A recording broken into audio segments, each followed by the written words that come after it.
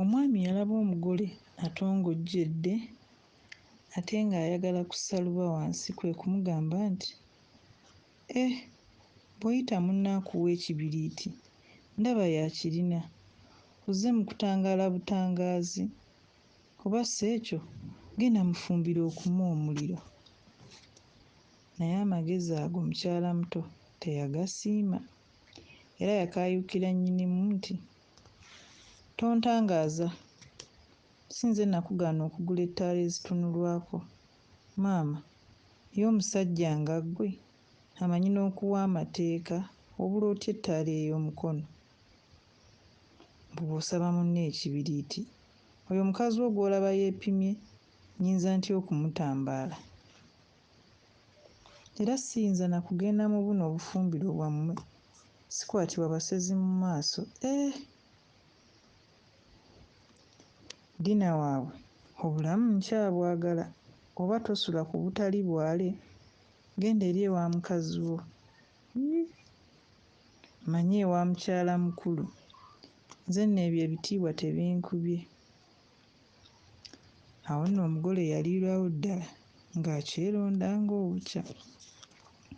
Kyokka omwami yasigala alaga empisa n'akamala kuba ye teyanyiga, yasirikira ddala be cce.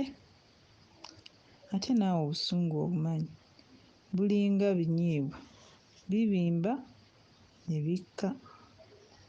Omukazi yakanda kwerumaaluma nga tewali amwanukula. Yalwa dda ne yennyula n'agenda mu ffumbiro. Kaabula kati asanga omuliro nga guzikidde.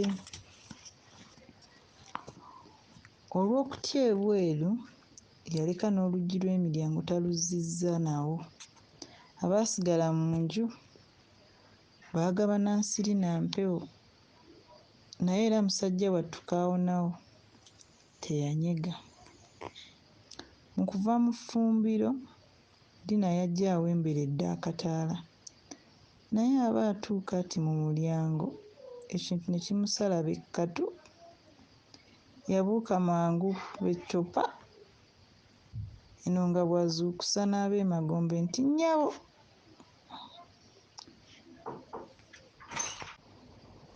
Kaawonawo yakebuka mangu nti kiki? Yagenda okulaba ng'alaba ekintu ekyemululira awo okumpi n'ekiteeko ky'ensuwa. Kwe kugamba mwannyina nti, linnya ku kigere ekisajja. Kyokka bwe yaggyawo ensuwa teyalaba kkubo mutemu lye yakutte.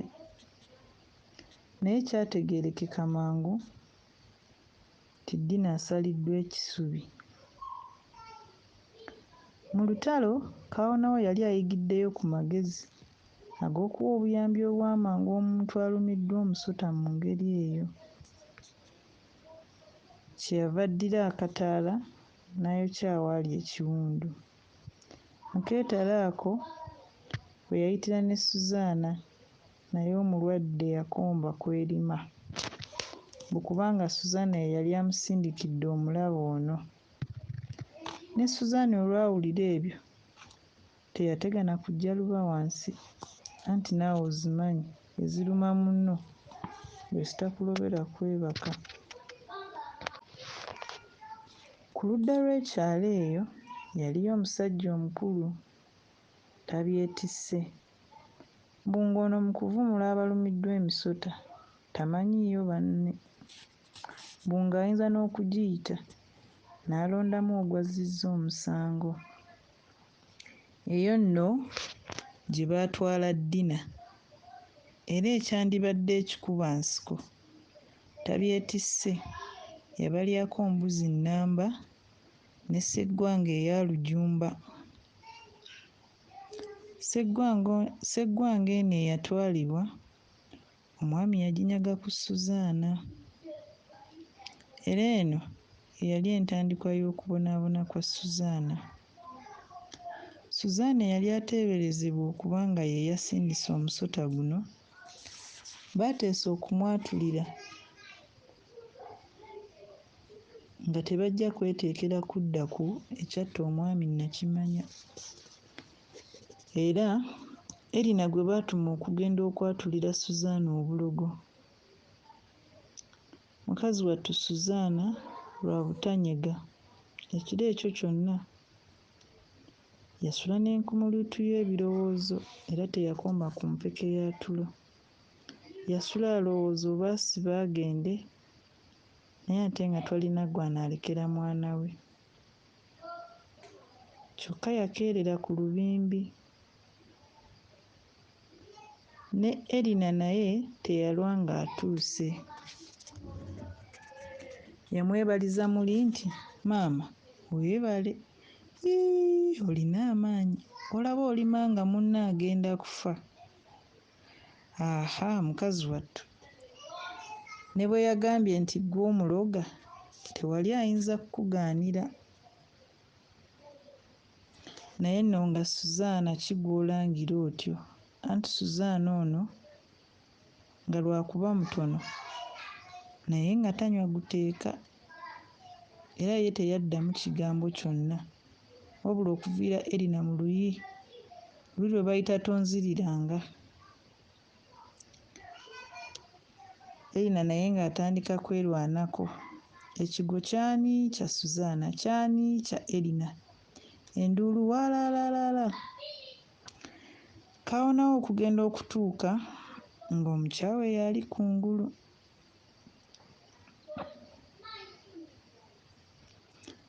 Naye kwe kuva mu lusambagero olusajja amaze Suzaana emmere. Eky'ekitalo musajja wattu yaseerera ku mugogo n'agwa ekigwo kya bugazi. Omutwe ne gugwa mu nkolokolo y'ekitooke ne gulaalira wakati w'endu z'ebitooke envubuka. Yakandanga kugusikayo nga